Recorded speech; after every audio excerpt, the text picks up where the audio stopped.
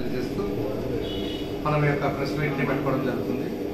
ముఖ్యంగా ఈ వచ్చే మార్చి, ఏప్రిల్, మే నెలల్లో వర్షాకాలం వరకు కూడా దాదాపుగా మనకంతా బోర్లు కూడా డ్రైగా వస్తున్నాయి. మొదటగా ఈ ఊరిలో ఈ ఆశ్రమం సీట్లు ఇట్లా చోట కూడా 2 బోర్లు పూర్తిగా అంటే ఈల్డ్ అనేది లేకుంటే మనం గన్లేరు రిజర్వాయర్కి లింక్ ఇచ్చేసి దాని నుండి ఆ బోర్గులు బట్టి బజారు ఇవన్నీ కూడా మనం చేస్తున్నాము. అదేవిధంగా పి నాగిరెడ్డిపల్లిలో మనకు 2 బోర్లు ఉన్నాయి. ఆ 2 బోర్లు కూడా పూర్తిగా కూడా డ్రై అయిపోవడం జరిగింది. అందుకని అక్కడ ఒక రైతు దగ్గర మనము దాదాపుగా మనకు అతను 900 అడుగుల పైన వేస్తుంటే అతని నుండి రెంట్కి కూడా తీసుకోవడం జరిగింది. నెలకు 20,000 రూపాయల ఖర్చుతో అతను సప్లై చేసిన ట్యాంకులకి సప్లై చేసి అక్కడ నుండి కూడా పి నాగిరెడ్డిపల్లి వాళ్ళకు కూడా ఇస్తున్నాము.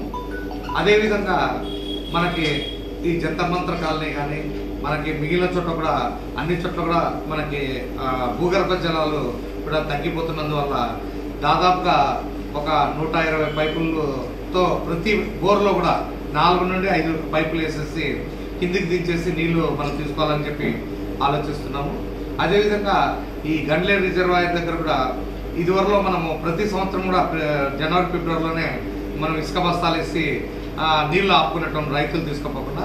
కానీ ఒక 2 సంవత్సరాల కిందట మన మున్సిపాలిటీ అదేవిధంగా తెలుగంగా ప్రాజెక్టు వాళ్ళతో కూడా వాళ్ళతో ఇరిగేషన్ డిపార్ట్మెంట్తో కూడా ఇచ్చేసుకొని మనం అక్కడ పోయేసి దానికి ఇరిగేషన్ డిపార్ట్మెంట్ కూడా అడ్డుకట్ట వేసినందువల్ల మనకి ఈ సంవత్సరం నుండి కూడా నీళ్ళు ఇబ్బంది లేకుండా ఉండేది.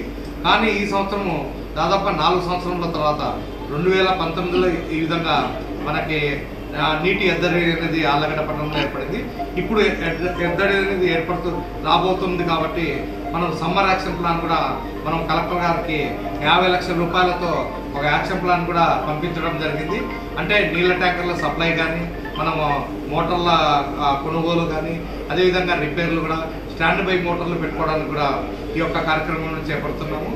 అక్కడ కూడా రైతులు మనకి దాంట్లో గేట్ల దగ్గర కూడా దాన్ని లాక్లు తీసేసి దాంట్లో పైపులు వేస్తే కూడా మనం వెంటనే పోయేసి ఇరిగేషన్ మన ఈఈ గారు శంకర్రెడ్డి గారు మేము మా ఏఈ వాళ్ళ ఏఈ అందరం పోయేసి కూడా ఆ పైపుల్ని తీపియడం జరిగింది. తీపిచ్చేసి లాక్లు కూడా మళ్ళా గేట్లు నీటి చౌర్యం జరగకుండా కూడా మనం చూడడం జరిగింది. కాబట్టి దయచేసి ఆళ్ళగడ్డ పట్టణంలో ఉన్న ప్రజలందరూ కూడా ఈ విషయం గుర్తించి నీటిని పొదుపుగా వాడుకోవాలని కోరుతున్నాము. దాదాపుగా మనము సగము ఇళ్ళకి కూడా ఎవరికైనా ఆఫ్ అనేది కూడా ట్యాప్లకి ఊర్లో లేదు. కాబట్టి మన వాటర్ మెన్ల ద్వారా కమ్యూనిటీ సెక్రటరీ ద్వారా మా సిబ్బంది ద్వారా కూడా ప్రతి ఇంటింటికి పోయిందా తెలియజేస్తున్నారు. కాబట్టి అందరూ ప్రతి ఒక్కరు ఆఫ్ ఆన్ చేసుకుని వాళ్ళు నీటి అయిపోయిన తర్వాత వెంటనే ఆఫ్ చేయాలి. కాలంలో పోతకుండా నీటిని పొదుపుగా వాడుకోవాలి. ఈ 3 నెలలు కూడా ఇబ్బందికరంగా ఉంటుందని చెప్పి ముందస్తు చర్యలు కూడా చేస్తున్నాం. త్వరలో కూడా మేము 2 ట్యాంకర్లు పర్చేజ్ చేసేసి ఇమీడియట్గా ఒక వారం 10 రోజుల లోపల కూడా ట్యాంకర్లు రెడీగా పెట్టుకుంటాము. 2 కానీ 3 కానీ అవసరమైతే ఇంకా ఎక్కువ ట్యాంకర్లతో కూడా సప్లై చేయడానికి మేము సంసిద్ధంగా మా మున్సిపాలిటీ ఉందని చెప్పి ఆళ్ళగడ్డ పట్టణ ప్రజలందరూ కూడా తెలియజేస్తున్నాం. కాబట్టి అందరూ సహకరించాలి.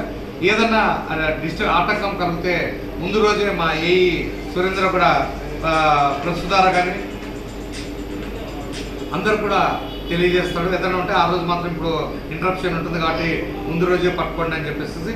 కానీ ప్రతి ఒక్కరు కూడా సూచన చేసేదేమంటే మీరు కూడా ప్రతి వాళ్ళు కూడా దయచేసి వాళ్ళ ట్యాంకులు నిండుగా నింపుకోవాలి.